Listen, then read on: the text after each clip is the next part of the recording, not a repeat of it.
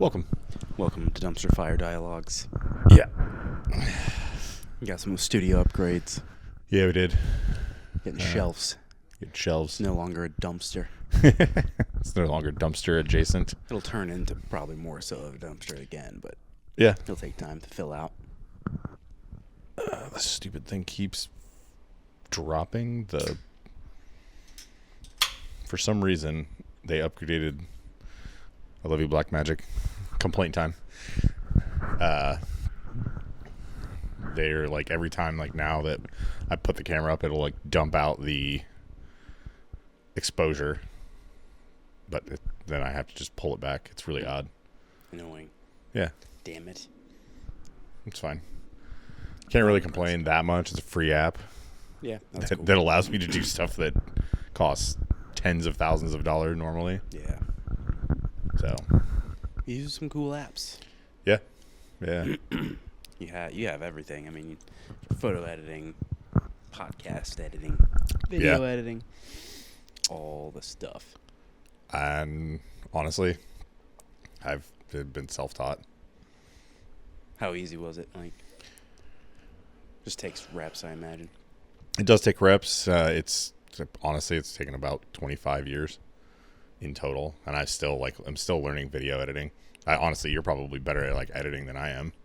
I got some cheap stuff, but it works. Yeah, but like it doesn't. Cheap isn't the thing. Here's the thing, kids. When it comes to art, it doesn't matter how much something costs. It's about what the artist can do with it. Yeah. So it's the same thing. Like I would say, even in martial arts, just because you have like cheap ass mats, as long as you are practicing correctly and like learning and like putting the time in. I mean, I started out with used film cameras and stuff like that. That's what my uncle, who's a professional photographer, recommended to me. Yeah. Got to start somewhere. Like production value will continue to go up on this podcast as I learn more. I've got people I need to just reach out to that are family that can like help me design better stuff and light better, and probably on a shoestring budget or no budget at all. Just be like, yeah, you should do this. That'll help the look of it. That's all we need. Shoestring to Yep. no budget. Yeah. It's my kind of lifestyle. Not just that, like sometimes like it's just about doing the thing. Yeah. Like you just got to do it, and then it'll pan inherently get better. Like, Yeah. You don't even know what problems you'll have until you start doing it. And you're like, Yeah. sit there and think up tons of shit that may not ever happen Mm-hmm. without ever taking the first step. Take the first step and fall flat on your face. Yeah. It's fine. I mean, that's out like completely diverging into something else. Like, if you're unsure of how to start doing art and you have a phone that has a camera, that's how to start doing art. Take a picture of something you like. Yeah, start taking pictures of stuff you like, and then go out and look at like, I wouldn't even say look at what they're saying to do for photography composition. Look at what breakdowns of classical art, and then go from there. Nice. And then learn how the masters did something. Learn why light sources are important. Like the lighting setup in here isn't like top tier, but I've got 2 lights.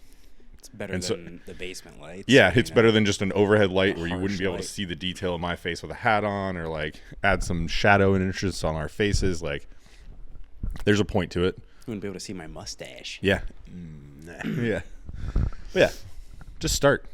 You don't have to study. You'll like some of your habits will just kind of like organically come together based upon the environment. Oh, shit. Oh no, he did it. Yeah. But yeah, like, and then go study classic art. Like, Start at the beginning. yeah, start at the beginning. Like, I'm not saying go study like paintings on a cave wall. Go study like Rembrandt and why like the lighting that he portrayed in oil paintings is important, because it's still used in portrait photography to this day. Yeah. Like, people are still using the ideas portrayed in classical art to light photos or paint still. So look that stuff up. There's a bajillion YouTube videos about it. Go to the local art museum. Yeah, just look. Be Been like, there. like I can replicate that. I don't know shit about stuff, but I'm there. I'm like, I like that. Yeah. Or like, I could take a picture of a midget. Yeah, right. Yeah, right. That was a picture that I liked, and I was like, Yeah. I could do that. Yeah, I can do that. So Yeah. it's, whatever speaks to you. Yeah. podcasting, martial arts, things Martial like arts. that. Yeah. That's art. Speaks to me. I was going to say, like, those are areas that speak to me. I'm not a huge fan of abstract art, not going to lie. It depends on what the abstraction. I don't know exactly what it is, but I'm pretty sure I know what it is, and I'm like, I don't think I like it either. There's definitely a some of it I'm okay with, but when you, like we've talked about, like making art difficult, right? Like it's so hard to understand, or you're just a douche. Yeah, you're pretentious as hell. Yeah, you're just your own farts. Like it. Some of it is interesting. Most of it is bullshit. Like I can absolutely appreciate Picasso because even his abstracts, like the colors, there's interest there. Where you kind of lose me on Pollock, like Jackson Pollock, which is just like throwing paint cans. Kind of just banana sandwich. Like honestly, his process is more interesting than the end result. Yeah. As someone who's viewing art, I don't want to know how the sausage is made. I don't really care. I want to view a piece of art that speaks to me. Yeah. There's that famous guy who builds Porsches, who manipulates everything on a Porsche and makes it super custom. And like people like gather around and watch him just tear down a Porsche and rebuild it. Yeah. And that's art to some people. And I was like, this is boring as fuck. Yeah, you're like, but I was like, I respect it. Yeah. Like the end result was cool. I appreciate that. But yeah, I don't know if I want to go sit in a warehouse and watch a dude rebuild a car. I don't want to do that. I think it's interesting that people do. However, I think the end result of like that functional of a piece of art, like cars are probably some of the more interesting like pieces of art. Yeah. And they're not seen that way because they're so utilitarian. Yeah. But there are like even rudimentary cars like have art. Like they are art. So cars. I think cars. Guns. I wouldn't carry it every day, but like highly customized, like pieced up, nickel plated whatever. Like can get really ornate, crazy if you like it, if you want to. Yeah. That's that was when I was doing the knife making thing many, many, many years ago. That was like one of the reasons I liked it so much, because it could be a true like utilitarian expression and useful, but it was also art. Yeah. And you could make something that was, I wouldn't say pretty, but like functional and had like an appealing shape, like an organic appealing shape. And then it could go out and be used. Instead of just like, I'm going to sit it on my shelf. Like I wanted to make something that you enjoyed holding and looking at, but then you could literally go cut through something with it and it not just be like, oh, it's ruined. Fall apart. Yeah, I hated that. Like, fuck. You want to talk about an interesting world.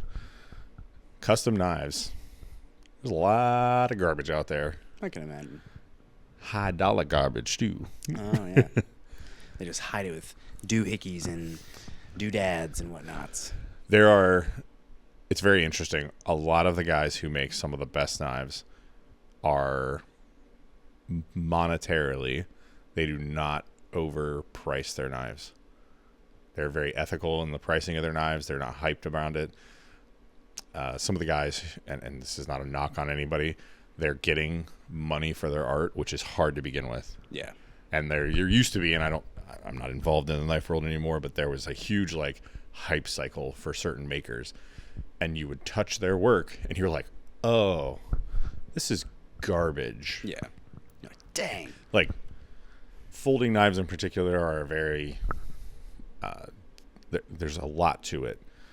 And people are literally slaving away for sometimes up to hundreds of hours on a piece that they'll make maybe $1,000 off of. Yeah. So if you calculate their like hourly wage off that shit, it's rough. Now there are some dudes who will make 30 grand off of something like that, and that's cool because they're the hours that they put into it, they are probably getting at least some of that money back. And their knives truly were like you would handle their knives and they were the lockup was solid. Like the materials they were using were sound, like, and they were aesthetically pleasing, but you could also still go use that knife. Yeah.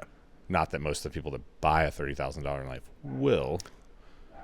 Yeah, I think if you have the funds to buy a $30,000 Yeah. knife, you're probably not doing much that would need a knife. Yeah. And I hate to say it, but like a lot of those dudes would take that knife and flip it or Yeah. sell it to a dealer who would just like hold on to it and sell it to another guy. Yeah. Maybe even the guy that was number 2 on the auction, he would go back and spend the X amount more money on it. Like, I went to Blade Show once, I think it was like 2015, and met some really cool people, like met a lot of makers that I never would have met. Met some like really cool collectors who had been collecting for a while, so they weren't about hype. They really liked like quality art. And we took like some examples, just like showing them, like not on the floor, like showing them person to person, of course. Not brown bagging it. Trust me. We did not do that. But the like inconsistency across, and just like what's crazy is there are dudes that have been making knives for 30 years and their knives are insane. Like just these like true, like, I mean, they're making knives that are this big and they're putting inlaying portraits on Damascus. Oh my God. And like all this stuff, and they're like, I want $500 for that. And you're like, oh, that's it? And then there's a dude on the other end who's a popular guy, and he wants $1,000 for something that got water jet cut in a machine shop. He had somebody else finish this part for him, or everything came kind of like moderately pre-cut after he got a good design, and he's selling it for $1,000. Wow. And this dude is literally just in his basement, has collected over 30 years this incredible knowledge, and he's like, yeah, 500, that's a fair price for me. Over 100 hours of work into this one knife. He works a regular job, and this is like his hobby, but like he's okay with that $100. He's collected unique materials over that time that they're not even made. Like, we met a dude, I honestly don't know if he's still alive. His name was Jim Downs. He was a knife maker in the Columbus area, and his basement was like a really cool, like, old school knife making shop. He did all of his own heat treat. He made some of his own materials like Damascus and stuff like that. He had unique like old materials that he sourced and got, like Westinghouse micarta. Nice. Westinghouse doesn't exist anymore, so like true Westinghouse, they've like made knockoffs of it, but he had like sheets of it or like rounds of it because it was an insulating material. And so he just had that stuff, and Right. like he's literally making close to like the intermediary between like functional tactical knives to true like art knife, because there is a huge swing. There are dudes that make art knives, and they'll make like a solid gold knife for some sheik in like a foreign country, and that's like $100,000 knife. Yeah. But it was commissioned. It's a piece of art. Yeah. Like, he's not going to go kill anybody with it. He's going to wear it in some like ceremonial whatever, or it's going to go on a shelf and he's going to go, that's sweet. I paid a lot of money for that. He's like, that looks awesome. As he poops into his gold toilet. Yeah. But It's kind of like all the people in like the cake decorating shows. yeah. It's super ornate, hyper functional, Yeah. lights, camera, action, you know. Yeah. But how's the cake, you know? It's true. How's the I gotta cake? know how the cake is. Probably shitty. It could be shit. So, and I want cake first. Mm-hmm. Just like Yeah. knives, I would like That a knife. cake better taste delicious. Yeah, just like knives, I would like a knife that can be a knife first, and then art later. If Mhm. it can't be. The knife you got me, the CRKT one I have in my bag, but Yeah. I like that one a lot. Yeah, and it's so, having been in that like highly like customized like world, what I came out with is there's like 5 people that I would trust to make a knife for me. I either have their knives or have had their knives. And then beyond that, go buy a production knife. spend $150, and you will have a knife that is of such good quality that you can pass it down to your kids. Last. Yeah. As long as you don't take a folder and pry with it. Yeah. Go buy a fixed blade. don't first of all, don't carry a folding knife for self-defense. Yeah. Buy a fixed blade. Yeah. But beyond that, If you do buy a folder, buy one with a wave. But other than that, yeah, and even then, train the fuck out of that. yeah, better train your draws.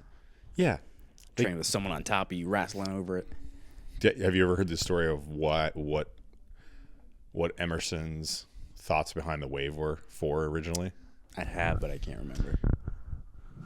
So he had, and this may just be complete lore, but being deep into the OG custom knife community and all that stuff,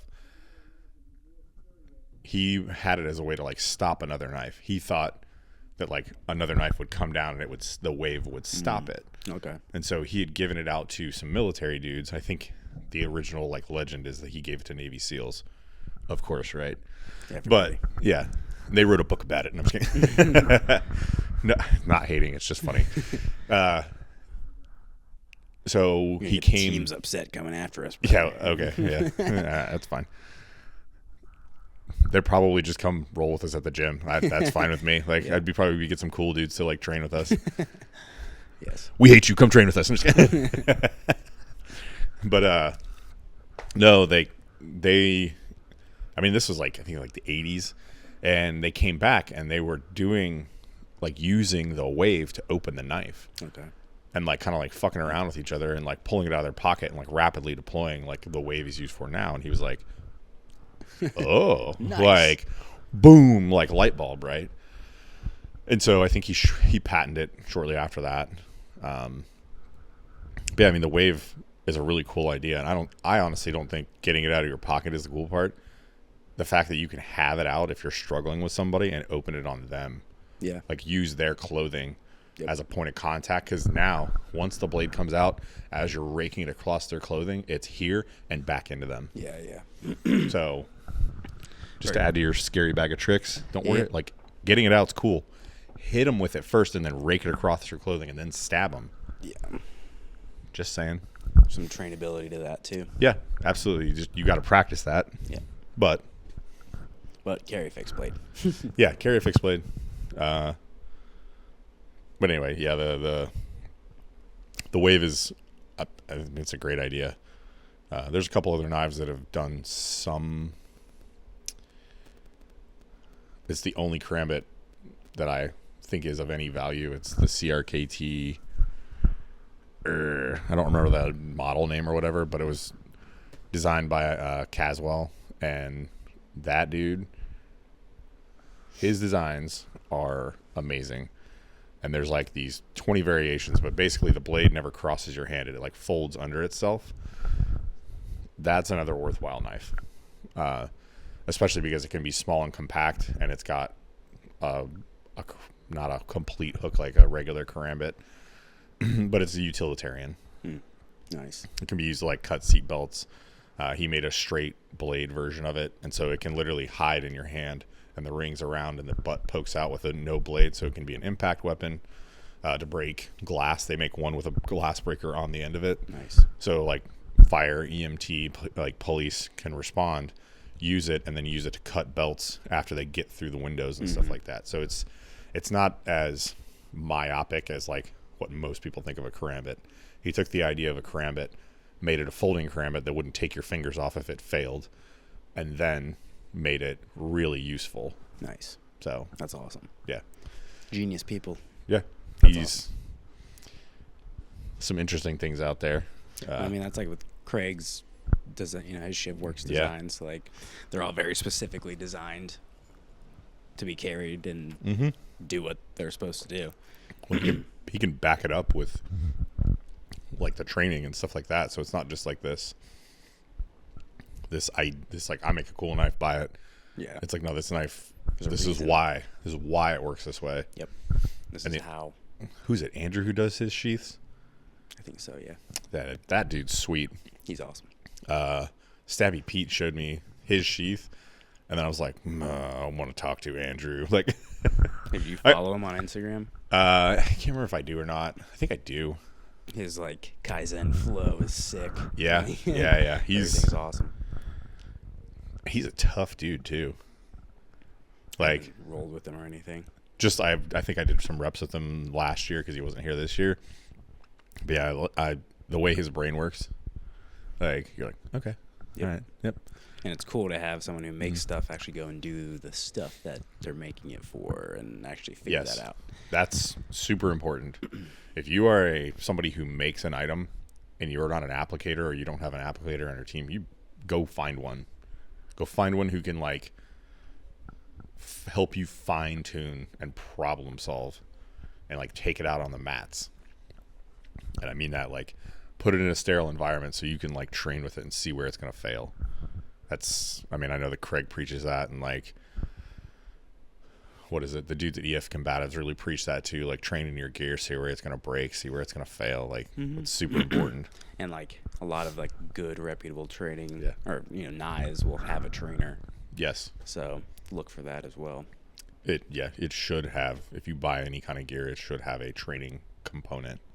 And then when you go to courses, there will be hopefully a safety check and a pat down, so there's no crazy incidences, which I've heard of. So Yeah, for real. I was going to say some of the ones I know about I can't repeat just because of the nature of them. I don't know if they're still under investigation or anything like that. So, yeah. but yeah, safety checks, important. Yeah. Check yourself before you wreck somebody else. Pat down your buddy's legs for safety. Yeah. Don't like, nah, Bob, I know Bob carries an ankle holster, but why would Bob bring it to training? And then Bob like blue screens, defaults out and pulls his fucking ankle gun and murks somebody, or Happens. carries his fucking real knife into training. Like, Happens. Happens. Come back from lunch, no safety check. That one. Live training. Yeah. Oh, fuck. Oh, no. Oh, no. Why is he bleeding for real? What a mistake. Yeah. Yeah, and I've seen videos of it. And yeah, it's just, I've been lucky enough to never have that happen. I've heard it through the grapevine, but Yeah. then again, on the other side of that, you want to have people who are medically trained to save your ass. If shit like that Yeah. happens. Yeah. Have tourniquets handy, all that jazz. That's for sure. So on top of learning how to fight, you got to learn other skills too. Medical, knife, gun, Yeah. gun fu, Gun fu. Yeah. different rule sets. Got to learn them. It's very true. What'd you say? Legal. I mean, yeah, like legal is, I think that's why, like we beat the dead horse on that one. Like competition is a rule set. Well, so is the legal statutes of the culture you live in. It's a rule. It's a fighting rule set. It's a big ass rule set. Yeah, it is a deep rule set. Yeah, like wouldn't it be funny if they made like a like a competition where it's like you go to trial afterwards. Oh man. And there's like a judge of like a judge of your peers, and they're like, that armbar was bullshit, and you're like, fuck, man. like I would like to defend myself, and they're like, you should get a lawyer, and you're like, fuck. Like, Yeah. you're gonna lose, man. Like, That's like, you see certain like live evolutions and training scenarios that do have stuff like that incorporated. Just super cool. I do think that that aspect of the was it Ultimate Self Defense Championship where they made them like go into like a court and they did like barristers and stuff because most of them were European. And then the other aspect of that, even though some of that is like, I know we talked about like it's kind of like LARPing and it's a game show. Like it's a game, like it's cool, but like it does bring to light some ideas, and it kind of goes back to what we talked about last week with the Honk Master 5000. Was situations like that, like that's a self-defense situation, protecting yourself against a sexual predator, and like knowing how to navigate that situation is that's something I appreciated about that. And it's somebody that I don't know him very well, and like I mean you may know him better as Icy Mike, like that he was one of the first people in that situation where it was like they had the female boss coming on to like a male employee, and he was like, oh nope, I gotta go, like bro, like but that like that immediate like, oh hey, can I get somebody else in here, or like you know what, I gotta go to the bathroom, like can I excuse myself, like yeah get your dirty crotch away from me, thanks. Like, let's end the scenario. Yeah, and I'm out. Yeah. And that's a huge aspect of self-defense as well. Yeah. It's like recognizing weird situations and realizing when it's time to get help or you're like evade or whatever. Like, yo, fucking yeah, whoa. like I'm not late for this gangbang. I'm not a part of it. Let's go. Yeah. You're like, How did I end up at this Diddy party? Yeah. Oh no, what time is it? When Midnight. Let's go. lube room? What is Fuck. the lube room? Leave. Yeah. The Diddy party. Those don't happen anymore. Right, yeah. somebody does a variation, but unfortunately, but he ain't doing it, and No. he's a little busy. Yeah, he's riding what? Fucking e-bikes in jail? God knows what. I can only imagine. Then I just think of the Chappelle sketch. Yeah. And making the band. Yeah, like he was basically just doing. You know what's even crazier is, have you ever watched Get Him to the Greek? Yeah. That The movie is scene where he's basically just about how crazy Diddy is. Yeah. Foreshadowing. Yeah, I think they were just like, hey man, we know you do this wild ass shit, so we're just gonna make you a character. They're just putting that out there, so Yeah. not getting that weird karma back. Yeah, Too bad. Got it. yeah, yeah. That was like Some evil shit. it's like a straight up like open secret. Like, okay, like For like forever. yeah. Like it's been talked about forever. And people are like, what? There's a scene in the movie where I think he like tries to put a dildo in somebody's butt, and you're like, oh, And he's probably yeah. like getting to the point like, I'm getting away with so much. Yeah, Like, yeah. He's probably like, this ain't a bad idea. I'm gonna do That's that. fucking insane. He's like, what they don't know is I've been doing this for years. He's like, why does this seem so natural to him? Oh no. What if he like walked in the scene and he's like, hey, you know, it'd be real funny if I stuck a dildo in that dude's butt. And you're like, no. You're like, yes, please go ahead. Yeah. Terrible. But yeah, definitely. I think South Park's had multiple episodes. Like Family Guy probably had an episode. Yeah. All the prediction shows accurately predict things Yeah. or allude to things. I just like to hang out, do jiu-jitsu, Yeah, same. keep it simple like food. I'm fasting, so I'm not eating food. That's all I'm thinking about. I was gonna say, how's that going? It's fine. I usually will do like longer ones earlier in the week sometimes anyway. But like, I was hungry today. Lifted, Yeah. rolled. I was gonna say you did a lot today. Yeah, I'm hungry. So we'll see what Brooke wants to do after this. Yeah. Is today gonna be the end of it? No. Okay. You're No, gonna be like, no, we'll do. Yeah. Yeah. No, I feel fine. Like it's usually past 48 where I've had issues. Okay. 48 is usually fairly easy or comfortable if you want to call Yeah. it that. But just trying to eat less shit, Yeah. I usually we'll do the intermittent fasting and do that throughout the week, but it's still a pretty consistent stream of food. Yeah. So a little break for the system. Well, I mean, you're active. Yeah. Like, so am I. Like, Gotta munch. yeah, I was gonna say, got a munch. Like, I don't know. I haven't done. I think I've only done like a 24. Sometimes not of my own volition, like the military. Like sometimes you're just like, yeah, you're not gonna eat. Like, all right. Darn it. Yeah. Like, what do you got to eat? Nothing. I drink some water.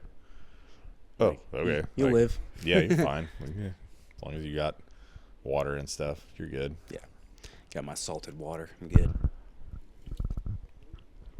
So what are some issues you had like beyond 48? Nausea and vomiting. Like those Really? yeah. Which I've like looked into, and like some people say it's okay. Some people are like, yeah, definitely stop. Like you're gonna die. Yeah. I'm like, well, I don't know. Maybe I should push it, and it just continues, and it's like no longer therapeutic. I don't think. So then I'm usually like, all right, I'll eat something. It's interesting that like it wouldn't. I guess we're no doctors here. Yeah. We're just some dudes. Maybe it's just toxins purging. Yeah, Just gotta- maybe. Yeah. Just gotta let it rip until I start hallucinating. So. I mean, just pushing your body, especially because you're like training and stuff like that, like the intensity with which, like rolling or even like today, like the workout we did, like you and I were moving pretty evenly. Like I wasn't I was jamming like- through that at all. I was just like, I'm here, well, like it's not like I'm cheating myself out of a workout. Like that opened my legs up, and by the time we got to noon, my legs were like ready. And I felt amazing. I was like, okay, like that was fun. Yeah, felt good. Yeah.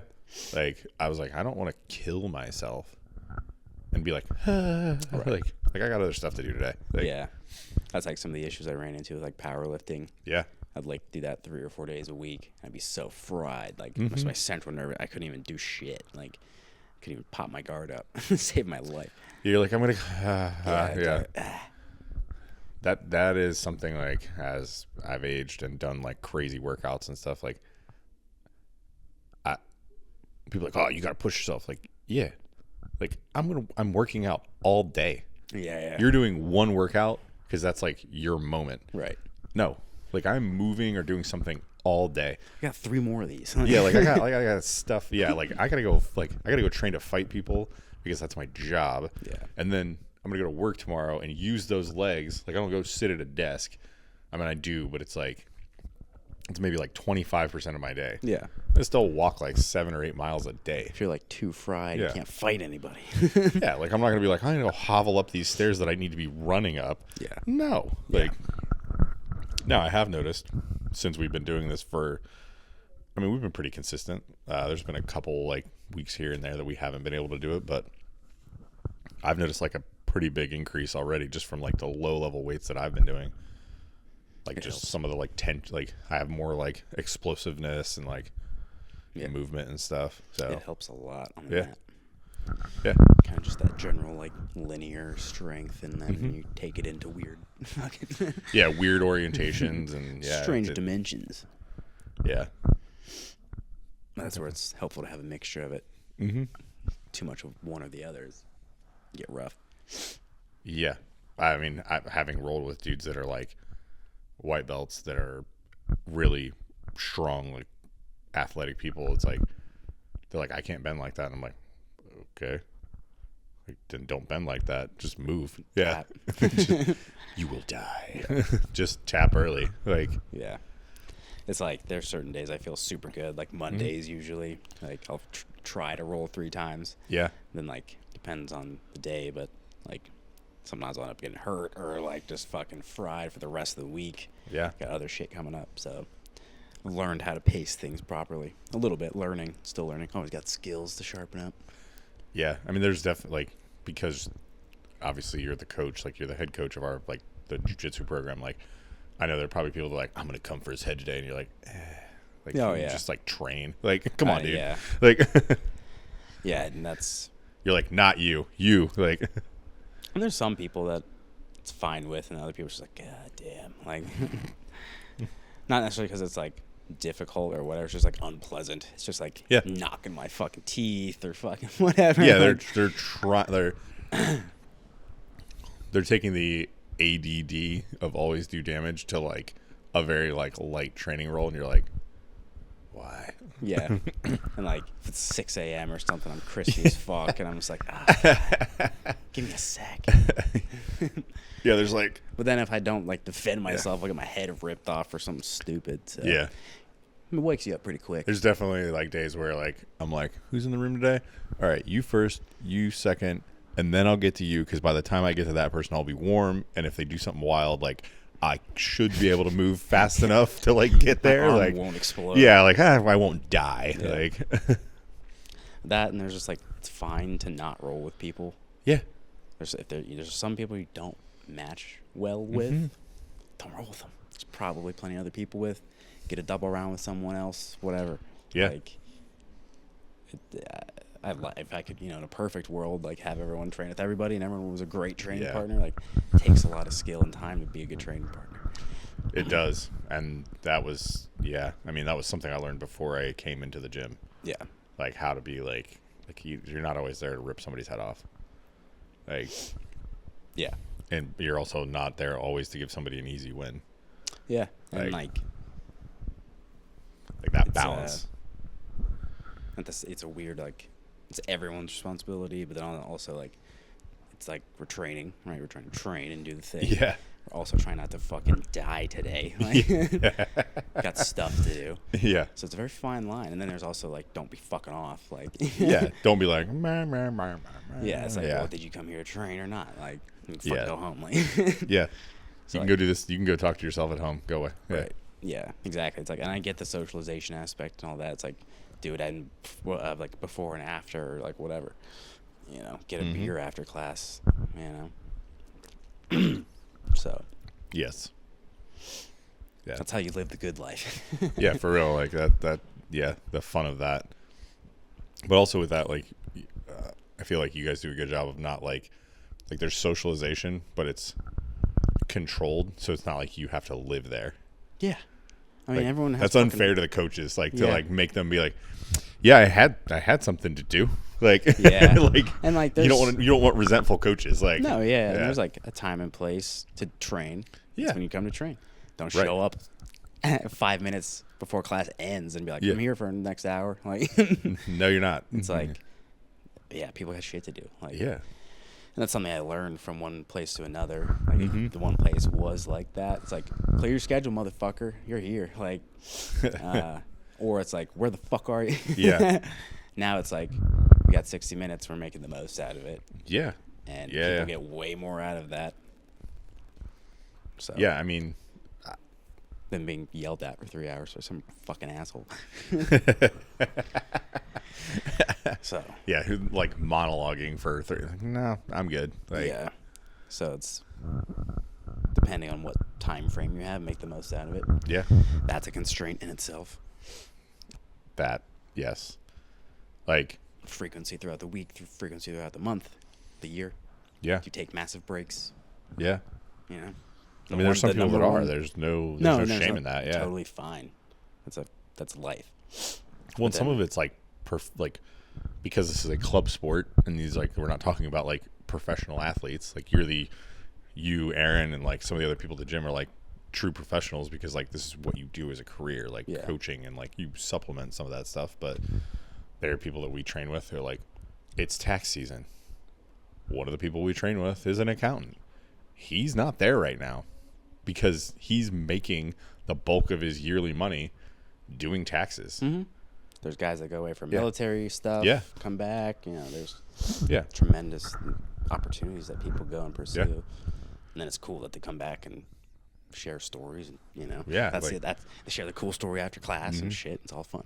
Yeah. So It's definitely like that, like cycling that seasonal, like people are like, oh, they're not committed. Like, no, they are. They're just like, there's other things too. And they may be training other places. So they may come back better. yeah, Like they may come back better, or they may come back rested and like have something for you. And like, yeah. There's a lot of people I can think of that like when they backed off training, they did better. yeah, Whether that was like frequency or intensity throughout the day. But then there's some people that need to kick in the ass and they gotta fucking go. Gotta get smacked around a little bit. Mm-hmm. So there's a couple speeds to it, Yeah, there is. Absolutely. but it levels out to fun training, and that's like game style stuff. Like people can good training in a short period of time and make the most out of it. Get a lot of touches, have fun, Yeah. get better, go home, rinse, repeat forever. So I don't know. We've talked about it here and there. Like since you've gone, like we've kind of gone down like the rabbit hole of like we're not like purist of eco. Like we're not. We don't know everything about it, but like you've implemented it in the gym. Like what are you like? What like overall arching like benefits have you seen? You get more out of the hour. Like a Yeah. lot of the classes are 60 minutes or 90 minutes. Mhm. You get more out of it than just static drilling for 30 minutes. And Yeah. then a lot of people are talking and doing that mindlessly or doing it Right. wrong or whatever. They're not actually engaged in what's happening or getting better at what's happening. And they just go to roll. They don't ever hit the thing. Yeah. You know. So then the other issue with that is like you have maybe like white belt, 2 blue belts, and a brown belt. So it's like, What do you do for that brown belt? right? Yeah. Well, yeah. How do you help out everybody? Yeah. Not just let the brown belt decimate the younger ranks or whatever, but also give them some tools to actually maybe pull something off against the brown belt. Yeah. So like those types of games allow at least some friction to happen. I mean, so as a student, like in that setting, like the shift from some static drilling, because I think this is like my third or going into my fourth year or whatever. Like I don't remember. Sure. That one. 3 and a 3.5, whatever. Like, I was there when we were doing more of like a traditional, like, there's nothing wrong with it. Yeah, Because yeah. everybody, like, you can learn from that too. And we still do it. It's just a shorter period of time. Like, It's much shorter. It's like maybe 1 5-minute period. I also like that you like time out like different segments, like, because before it was like 30 minutes, so like you would break it up, but like when? now, yeah, like when, How? well, and like I'm sure it helps you like kind of like structure like your thoughts about how you're going to progress the class Oh yeah, too. absolutely. But like as a student in that environment, having gone from static drilling to now, like we may like you're like I'm going to explain this, and like you show some things like, and then you're like you start opening up the ideas, and then you're like give resistance. Each person has a role. Each person has like a problem to solve. And now that we have those problems, like it's filled some gaps or like shown me immediately like, oh, you're not engaging this part of your game. Like in this position, like we're doing arm bars right now. Like specifically doing like shoulder crunch to like a razor lock, like whatever you want to call it. Like you're creating tension on the arm and you're focusing on breaking the middle joint. Ta-da! Like Simple. So yeah, but like over the last like year, like over that like year, like I learned to better engage like my lower half and like engage my butterfly hooks and like truly use them as like a tension builder. Yeah. And then like how do you connect to the shoulder? Like what are you doing? Like So you spent time doing that specific thing and not just like yeah. and then they get resisted. They resist finally. Yeah. And then you're like, oh no, slip step 1. Yeah. And you're fucked. Yeah, and then you don't know what to do, as opposed to like now it's like, oh, like I know like generally what they're gonna do, and then when you do it with a higher belt, they're giving you that level of resistance. Like training with Mitch yesterday, like Mitch is like just like coaching me like mentally through some of the things. Like he's like, position your arm here, do that, but he's not taking away from his pressure. He's still doing black belt shit to the blue belt. And that's like, black belt shit. Yeah, right. You can still apply pressure and be like, all right, do this, motherfucker. Like, Yeah, he's like, you're failing, but like this is why. Yeah. And that's where like I've instead of like stopping and drill, stopping everything, being like, all right, we gotta do this and blah blah, tilt this way. It's like you're doing it live. Yeah. He's keeping tension. You're both getting time under tension with it. Like, he's literally like coaching me through getting fucked up and like how I can defend, or like he's coaching me through how to better extend his arm and fuck him up. And then he's like, this is where it's gonna fail, and I'm like, oh, you're past my guard, now I'm fucked. Like, and that's like really what like a few of us back in the day did. Like we'd flow rolled all the time, but like it was like stop and go and like try this and blah blah blah and like focus in on this and blah, and then we just keep going, and then it's very similar shit. Just now it's getting really fine tuned into like a true pedagogy. Yeah, it is refining into like something where, and I've noticed like when I've trained at other places, the gaps that I don't have because of that idea. Like you also like your thought processes are more open because of it. You're like, oh, I can just kind of tinker with this and then monkey wrench that, and no, look, it's not a thing anymore. Like, well, I understand. This is credit to you, credit to Greg Souders and like other people that I've trained with, or I haven't trained with Greg Souders. We want to visit you. Yes. We want to visit you. I'm supposed to go to Maryland later this year. But his way of describing a problem in like a very like rudimentary way, like chest to chest contact, chest to back contact, isolating arms, like chokes is like you need a backstop and you need 2 closing angles. Those are, humorously enough, while they're like fundamental concepts, if you were to say that to like a high level player, they'd be like, yeah, those are like high level concepts. Like you're describing the problem in like a very like rudimentary way, but like most people don't see it that way. And that's like some of the problems with like hiding or gatekeeping like technical shit or you know, just technique. And being like, guys, this is where the magic happens. This is the sauce. It's like, no, this is the problem that you're facing. Like, we've all been there. Like, so I think it's just a more approachable way as well. Well, it's like there's this how should I put this? There's like a language that naturally develops in a system. So it's like this person developed this technique, or we'll say some weird Japanese word, even though we won the war. Just saying. Craig Douglas, hashtag. Got it. But like just describing the actual problem of like, I'm going to pin your hips with my legs. I'm going to isolate your knee joint, and then I'm going to apply pressure to the end joint. It's like, oh, that's technical. No, I'm describing the problem in common words so that from white to black, everybody should understand this. And then the second resistance comes into play. Yeah. That's not so easy anymore. It's not so, Yeah. It's not like some guy just fucking straightens his leg and Instead of saying, I'm going to put you in outside ashi and isolate your, and then like, you need to control the knee line, bruh. And due to the lateral force on the rotational line, it's like, can you hold it or not? Yeah. Like, can you hold them down and break it or not? Okay. Let's start there. And something you and I have said to describe like what the more gamified approach does, it's like fascia, like in your body, like it, like that holds everything together. Like it's like there's big muscle groups, there's all this stuff, but like gamifying everything gives you that like structural like combination, like that truly holds everything in place. It's like muscle fascia, like in your body, like holding that construct together. Yeah. So. I think it allows better memory retention, especially because we like focus on the thing for a month. Yeah. It's not so much like we're doing this to this to this. It's like you kind of got all these tools in your lap, got some concepts, and got some resistance. See what we get. Yeah. See if we get some, and then we'll compare some notes.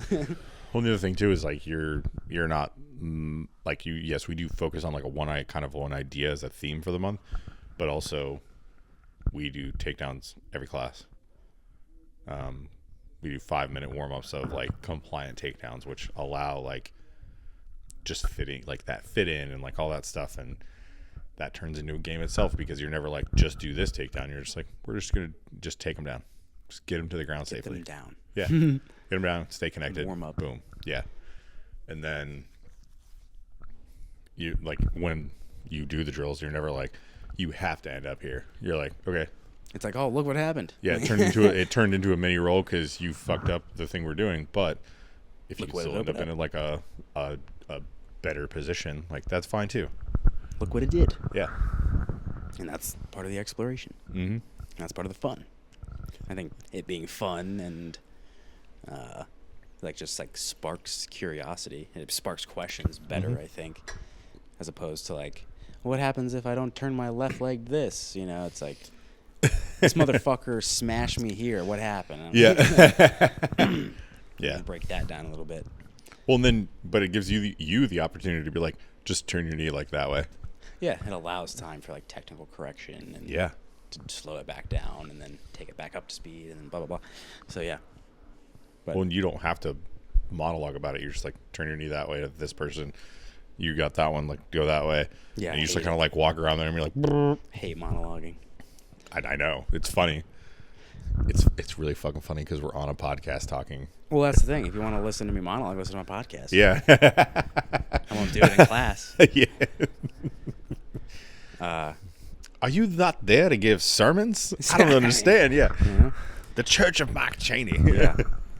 I learned this back in fucking... It's a quiet church. He took a vow of silence. Yeah, but like... Yeah, I'm not, again, 60 minutes or 90 minutes. Got to make it count. I've been to classes that have, 40 minutes of drilling, 20 minutes of it is someone talking about some shit. And I'm literally, like, everyone's eyes are like, rolling. Can I fucking It's like, roll dude, can I just now? go at least try it? Like, at least that. At least static drilling. Like, please, something. Can we do pass, sweep, submit? Like or something? Yeah. Then I also find that, like, it doesn't rush you through the drilling session. People are always like, I just want to roll. So it kind of like gets you into that and more of a curve. Well, I was going to say by the time, like now in that 60-minute period, I'm never worried about being warm by the time I get to a roll. Yeah. Because we're doing games. We're doing something much closer to a roll. Yeah. Like sometimes I'm like, I'm ready. And I'm like, oh, okay, like I'm warm. You're warm. Your head's in it. Yeah. You've been applying some idea. You may not do that at all in rolling. But giving or receiving some kind of pressure, like. Yeah, you don't have to go sit in the corner for 20 minutes. Like, Yeah. But yeah, and again, it just depends on what you're actually doing. It's just, eat a varied diet, Yeah, exactly. Do some takedowns, do some leg locks, do some arm bars, do some this, do some that. And test it in competition. Then we tend to do well in competition. So, proof's in the pudding. I was going to say, like, people that are, like, we have people that compete all the time. We have people that compete every once in a while. I'm one of the very every once in a whiles when I have time to, which sometime this year. Sometime. Sometime, coach. You heard it. Yeah. But yeah, like, they all do pretty well. Yeah. Like, people that don't even get to train a lot do pretty well, like, in their categories, like, which is pretty fucking cool. Like, yeah. And it took a while to kind of, like, get people to be like, oh, shit, I can do that too. Oh, okay, I can do well, okay. Yeah. And it steamrolls into the thing. Yeah. Now we got some momentum. Yeah. For sure. Let me see what time Kentucky. We got 6 minutes. That's 6 minutes. Let me see what they got. Meow. Meow. No link yet. No text yet. We're talking about he teaches an online class for a group in Kentucky. We've talked about them, the G2R guys. They're super cool dudes. Kentucky fam. Yeah. Yeah. They kind of renovated. They had some flooding issues in their facility. Oh no. Right after they had done some renovations. So like that was a shitty thing. That sucks. But yeah, he just expanded his. Well, it's expanded in other ways, but like the whole building is his, and the whole shebang is looking sharp. So that's awesome. I'm excited to go down there sometime this summer. Yeah. But yeah, so be a good training partner. Don't be a dick. Embrace new thought processes and learning styles. I don't know, something like that. And in synopsis. Yeah, for sure. Yeah, no, like, and it's still new. We've been doing it for not that long. Well, and what's funny is, like, even in teaching at the hospital, like, the officer group, like, honestly, we're doing eco. We've implemented it in the KCC. Yeah. Like, just the way we teach, it's complementary. Like, there's some people that the way they teach it probably wouldn't gel, and they probably would have trouble doing it. Yeah. And that's, like, no knock to their, like, knowledge base or whatever, but I think there is a certain amount of, like, creativity to make it function consistently. Well, and, like, we're running stations, but, like, on the fringe of, like, the third, like, there's a striking station for us, a, like, walk the clock to teach people to find a gift wrap to hold somebody, like, in a safe position. And then the third station is arm drags. Well, the arm drags is, like, once they progress out of, like, the initial understanding of what an arm drag is, to seek the back and all that stuff, I walk around and introduce, like, a more, like, free-flowing, like, I just start, like, real hand fighting with them and make them find the arm drag. So it's like they're getting exposure to not static drilling. They're getting exposure to, like, a free-flowing fight with somebody who has experience hand fighting. And now it's like they're like, oh, like, I can find this in this struggle. You have, like, the ability to curate an experience for an inexperienced person. Yeah, exactly. It's a testament to your experience, which is why you're teaching the class. So yeah. Well, and it's like because that arm drag, that experience of getting the arm drag in a fight plays into the striking station. Yeah. Because their whole goal there is to not to strike back. They're getting struck, they're protecting. Then their goal is to either make space to go to a weapon or hit and take space to then drag to get to the back to make themselves safer. So it's like chest to chest contact fading into chest to back contact with implementing, like, that arm drag. Yep. So we play a lot of games at the end of 2 long KCC days and plug everything in. It's not like 2-on-1 to this to that. It's like, all right, they're gonna get you, so you can get away. Yeah. Yeah. It's not a full-on evolution, but it's like, right. I mean, but that's like, that's how you learn. Like, that's how you, like, and it's also how you see like the ideas that you're putting out. Like, is the proof there? Yeah. With other people, like I've seen it. yeah, I've seen it. And it's real. There's video evidence too. Go Yeah, look. exactly. Yeah, It's real, I swer. we're doing the things. We got to go. Goodbye, All right, everybody. thanks, guys. Bye.